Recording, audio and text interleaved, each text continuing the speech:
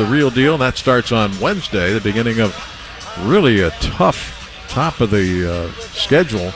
Wow. And the toughness part of it is back-to-backs, 3 back-to-backs. You got a 3-game, 5-day road trip. So it is what it is. It's funny. Sometimes in preseason, some of these guys are so accustomed to winning coming out of college, and then they come into the pros. You want to get a taste of a win, at least one, and just say, okay, now I know how it feels to be in the NBA, but now it's like you got to fight it, and when it really counts, because then the pressure comes on you. Well, the biggest factor for the Pistons is they haven't been able to put their rotations out on the floor because of injuries, and that's still a concern. Hopefully, when the season rolls around on Wednesday, we'll see Burks and Diallo and Hayes and Livers and Noel. We won't see Bagley for a while, but hopefully those other players are going to be available, and Dwayne Casey can start to figure out what he's got. We just don't know. You don't know, but what do you have right now? You have to be prepared to go in there to play against Orlando. All right, we'll come back and look at the numbers, wrap up the preseason. Pistons fall 126-111 to the Memphis Grizzlies. You're listening to the Pistons Radio Network, presented by DraftKings. Attention BetMGM customers. Have a friend who loves sports as much as you do? Well, here's a chance for both of you to earn a $50 bonus when they sign up through BetMGM's Refer a Friend program. Just sign into your BetMGM account and click on the Refer a Friend program to send your friend a message inviting them to register a new account in the same state that you use BetMGM in. Once your friend signs up and makes a deposit, they'll receive a $50 bonus. And once your friend places a bet with their bonus and the wager is settled, you'll receive a $50 bonus as well. Share the excitement and get a $50 bonus every time you refer a friend to BetMGM. Visit BetMGM.com for terms and conditions. Must be 21 years of age or older to wager. Michigan only. All promotions are subject to qualification and eligibility requirements. Rewards issued is now withdrawable site credit. Site credit expires in 30 days. Gambling problem? Call 1-800-270-7117. This excludes Michigan disassociated persons. Big things are coming to the Detroit Pistons video community. Join the Detroit Pistons gaming community, Motor City Rivals, and compete in new tournaments every month. You can win cash prizes, try out invitations for the Pistons GT, and even the opportunity to play against a Detroit Piston player. Don't miss out. Sign up for free today. RivalGames.com/Motor City Rivals. When your hometown hockey team lights the lamp, you hear. When your favorite basketball team hits a game winner. And when someone finds their home loan expert through findamortgagebroker.com, you hear.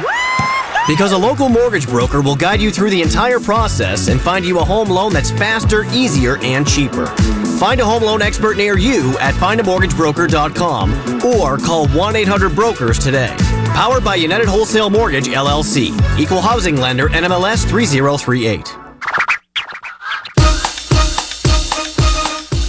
Mark and Rick back on the Pistons Radio Network, presented by DraftKings. The break brought to you by Kia, official vehicle partner of the Pistons. Memphis for the win, 126-111. For the Pistons tonight, 5 players in double figures, led by Sadiq Bey with 17, also had 8 rebounds in the game. 16 points, 9 rebounds, couple of block shots and a steal. Isaiah Stewart went 4 for 10 from three-point range. 15 points, 6 assists, 6 rebounds for Cade Cunningham on the night. Played 28 and a half minutes off the bench. Kevin Knox with 13 points, 3 for 6 long range, and 12 points, 7 assists for Corey Joseph tonight. Hit 2 triples in 5 tries. So those are the 5 in double figures. And Jalen Duren had 12 rebounds on the night as well. That John Morant's a pretty good player, isn't he? Yeah, I guess, I can say he's okay. 31 points. He went off in the third period, finished with 31, 8 rebounds, 4 assists, a steal, and a couple of block shots. So the Orlando Magic, in somewhere along the line in their rebuild, trying to get things back. They have the number 1 player in the NBA draft in Paolo Banchero.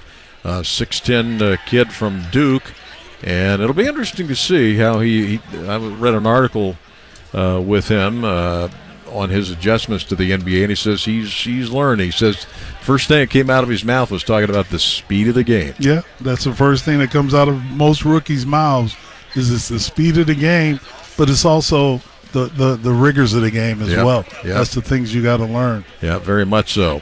Well, partner, we'll all do it for real come Wednesday night. Looking forward to it. Yep. Let's get it underway. Want to thank all of our folks who make our broadcast possible. Jenny Hoyanoski, our network coordinator. Tim Jeske, our fine engineer producer.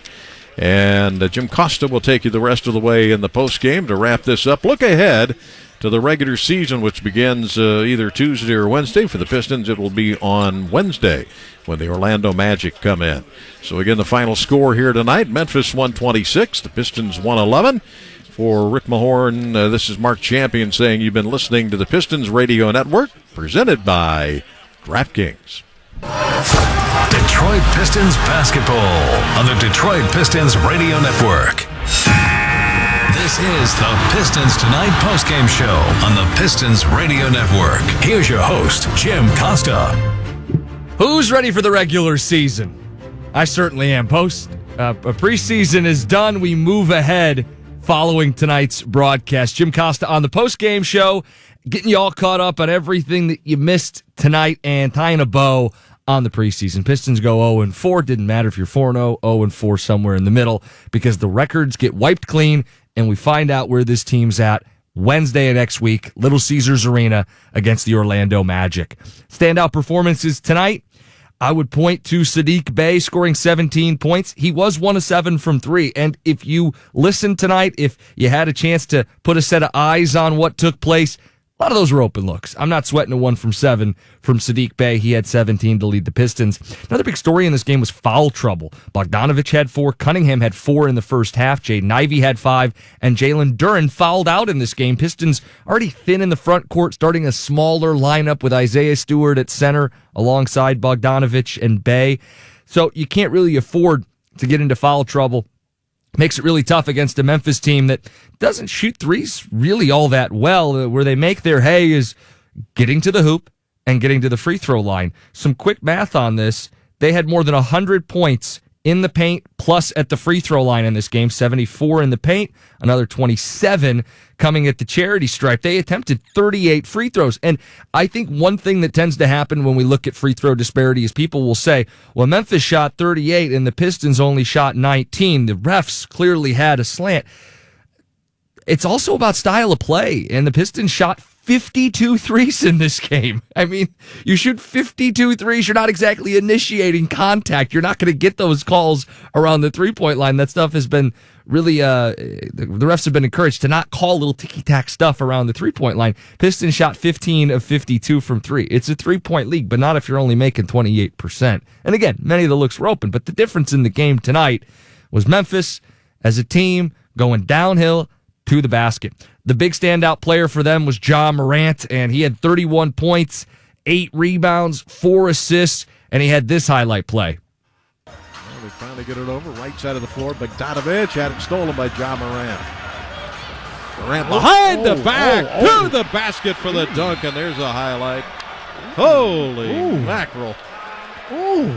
9-0 run. Ja Morant putting on a show with that one. Yeah, it was right out of the half, and this is Pistons Radio Network, but that's a highlight that you just, wow. And you could hear both Mark and Rick. It was behind the back. It was fluid. He's just at a different speed. You just heard the guys talking about when rookies get to the NBA, it's like, whoa, the game's fast. Then there's Ja Morant fast. He is in a very elite group when it comes to being able to take over a game and in transition. I don't really know that there's anybody quite like him. One bright spot for the Pistons in this one, Jalen Duren mentioned he fouled out. He did get some decent run in this one. He had 12 rebounds in only 19 minutes. He's had double-digit rebounds in each of his games in very limited playing time in the preseason. It's a good player for the Pistons with a bright future. Here's one of his big moments. Bogdanovich in the attack against Roddy, takes him to the rim. No! Durham is the cleanup man. Clean up on aisle 0. 104-94, 8:42 to go. Memphis by 10. Yeah, he's not exactly a three-point shooter, but one way they can really capitalize on his athleticism right around the basket. I'd like to see them work the ball into him on some screen and rolls. And in transition, he's a guy that can go up and alley-oop. But even just in the half court, if you've got a chance, he's going to be fighting for every loose ball, and eventually, and he's going to put some of those back, and he had 6 in the game tonight. Final was 116-111 on the Pistons post-game show. We'll get you caught up on everything else that took place tonight in the NBA, and then look ahead with a serious note at the early stretch of games for the Pistons to start their season. It's all coming up on the Pistons post-game show on the Detroit Pistons Radio Network. Please.